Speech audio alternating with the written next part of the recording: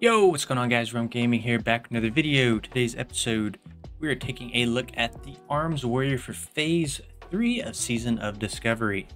So just to note, this is more of a beginner's guide. This is not necessarily for super advanced players, but this is mainly going to be like a quick start guide to get you up and going for Phase 3. So let's go ahead and jump into it. First things first, we're taking Improved Heroic Strike to reduce the cost of your Heroic Strike ability by 3 rage points. Up next, we are taking Improved Rend, so it increases the bleed damage done by your Rend ability by 35%. We're going to put 5 points into Tactical Mastery, so you retain up to 25 of your rage points when you change stances, so you don't lose everything. 2 points into Improved Overpower, increases the critical strike chance of your overpower ability by 50%. 1 point into Anger Management, increases the time required for your rage to decay while out of combat by 30%. 3 points into Deep Wounds, which is really strong. Your critical strikes cause the opponent to bleed, dealing 60% of your melee weapon's average damage over 12 seconds. 5 points into Two-Handed Weapon Specialization, increases the damage you deal with two-handed melee weapons by 5%.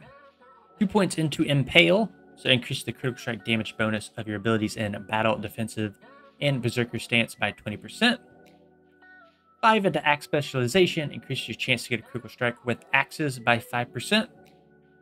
1 point into Sweeping Strikes, your next 5 melee attack strikes an additional nearby opponent. 1 point into Immortal Strike here on a 6-second cooldown, a vicious strike that deals weapon damage plus 85 and wounds a target, reducing the effectiveness of any healing by 50% for 10 seconds. And that will complete our arms tree. We're going to Fury here. So 5 points into Cruelty, increase your chance to get critical strike with melee weapons by 5%. So if you pair that with something like Axe Specialization, you're getting 10% more critical strike just from talents alone.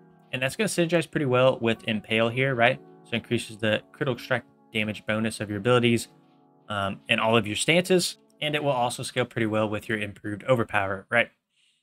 Then finally, Unbridled Wrath here gives you a 40% chance to generate an additional rage point when you deal melee damage with a weapon. So that's it in terms of talents. Let's jump into runes really quick. So this is going to be the most controversial part of this entire guide, is Taste for Blood. There's not enough data out there right now to really make a good call on this. I've tried to look things up on different guides. I tried to watch other videos. Nobody has a real consensus on this yet that I've personally found, but I have found some comments on here that kind of state that they think that Rend is going to be a useful ability for us in this phase. So just to read over Taste for Blood here, whenever your Rend ability causes damage, your Overpower ability will activate for 9 seconds or 1 attack. This effect will not occur more than once every 6 seconds. So this is really our only option to take. Vigilance and Shield Mastery are not going to be for arms, so we're not going to take either of those. So we'll probably talk about this a little bit more in our rotation, but it sounds like Blizzard is wanting to enforce some sort of a battle stance swap into our rotation. So we had it last phase, right? Whenever Overpower would proc, we'd dump Rage, we would swap over to Overpower, or swap over to Battle Stance, and then we would use Overpower. But we only did that if Overpower proc. It looks like now we can kind of enforce an Overpower to proc with Rend. So it looks like to me they're trying to really set that Battle Stance swap concrete into our rotation. So that'll be interesting to look at down the road, but we'll talk about that more in the rotation. For a chest rune, we're going to be taking Flagellation and gain a 25% bonus to physical damage done for 12 seconds after activating Blood Rage or Berserker Rage. In the wrist rune, we're going to be taking Wrecking Crew. Your melee critical hits enrage you, increasing the critical strike damage of all your attacks by 10% for 6 seconds. So pretty passive there, but nice bonus to get. Hand rune, we are taking Endless Rage. You generate 25% more rage from all the damage that you deal. It looks like in the waist rune, we are taking Precise Timing. Slam is now instant, but has a 6-second cooldown. In the leg rune, we're taking Frenzied Assault. While wielding two-handed weapons, your attack speed is increased by 20%. And foot rune, of course, we're taking Rallying Cry, granting all party and raid members within 40 yards 15% increased health for 10 seconds. All right, so let's quickly talk about the rotation here. So the main priority, right, obviously you want to get max stacks of Sunder Armor.